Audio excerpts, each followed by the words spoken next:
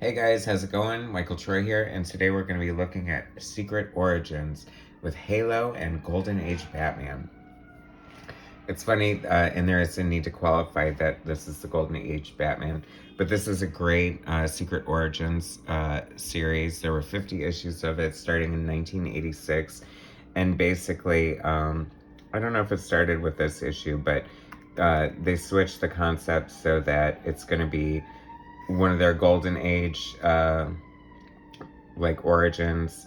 So this is like post Crisis on Infinite Earths, but they're gonna tell like the origin of the original Batman from, which would basically be like the Earth 2 Batman. And then so they have an old school origin, and then they have a newer school origin, with Halo being like one of the newer characters in the DC universe. But I found it interesting because the purpose of Crisis was to wipe out the confusing continuity problems and things like that. So you would think that they would want to forget it, but I wonder how quickly they realized what a huge mistake that was, because they have such a wealth of history. I kind of like the uh the attitude of sort of like just anything goes. Everything exists. Everything's in canon. You can have your Heath Ledger Joker. You can have your Joaquin Phoenix Joker.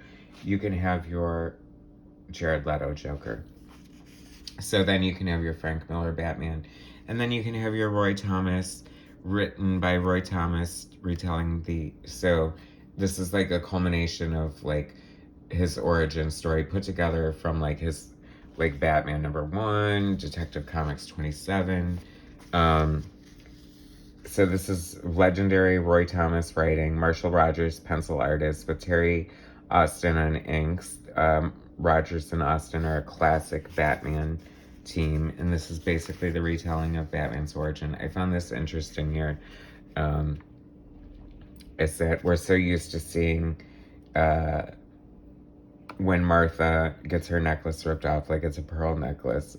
I know, insert joke here. But this is like an amulet in this one. And I have to say, I love the Rogers and Austin art. It's really cool. But anyway, I like, so the robber shoots Batman's dad, and then his mom has a heart attack. That seems awfully convenient. I think in other iterations, like he just shoots both of them, right? I mean, she doesn't always have a heart attack, does she? So this is telling about Bruce growing up and actually going to college, and I thought this was funny here because he took acting, but it was basically like to prepare him for his, disguises and things like that.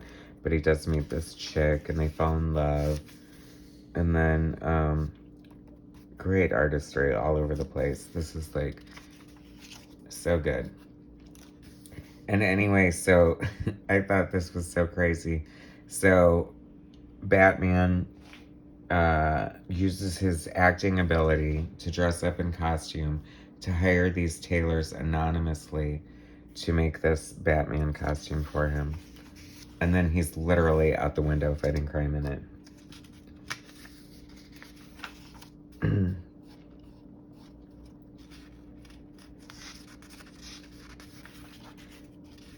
So much fun, such great comics.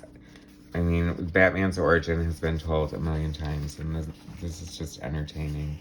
You're just getting a great Roy Thomas story and some killer art by Marshall Rogers and Terry Austin. I just love it. So that was the first story. And then we move on to the second story of Halo, and I love Batman and the Outsiders so much. It was one of my favorite books. I think I was originally drawn to it when Alan Davis took over to do the origin of Halo. So I loved Halo. She's my favorite outsider, and this is like a retelling of her origin. She has such an interesting origin story. She's basically like this space being, interdimensional sort of light creature called an oracle, and they observe humanity, and she or they, because she was probably genderless when she was a glowing ball, but observed this horrible person, Violet Harper, like get murdered in an alley. And then the Oracle was so curious about life, it took over her body. And then she was basically a Jane Doe until Batman figured it all out. But oh my god, and we have Looker in the story. Did I forget to mention Looker? Remember her? Okay, so her dialogue is killing me. So she basically went from being like a mousy librarian into turning into this gorgeous person from Abyssinia, and she's a model. Although she looks, I'm sorry, she looks like a drag queen. Um, but in her, like, her bitchy dialogue was apparently part of her power upgrade too. Um, Looker, what are you doing here? Right now I'm picking myself up off this dreadfully filthy floor, darling.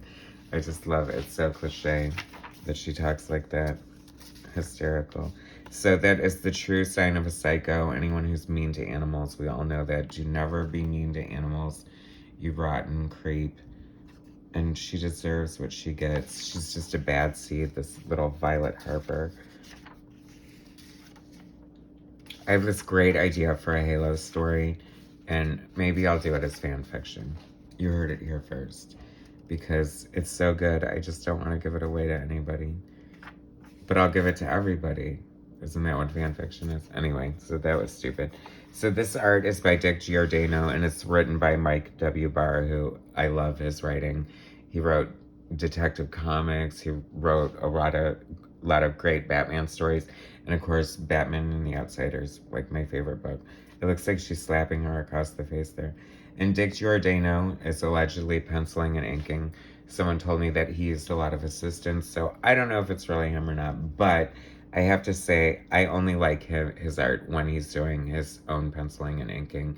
I don't like his inks on other people. I don't know why I always have to bash him, but there, I said it. Anyway, this is cool. This is very taken from the way Ellen Davis drew this in Batman and the Outsiders, and it's very cosmic and cool, and I love it. And I love this villain too, Cyanide, spelled with an S, just to be comic booky and different. And there's Halo when she was a little glowing ball. Isn't that cool? I wish they would bring back Batman and the Outsiders, but like the classic team.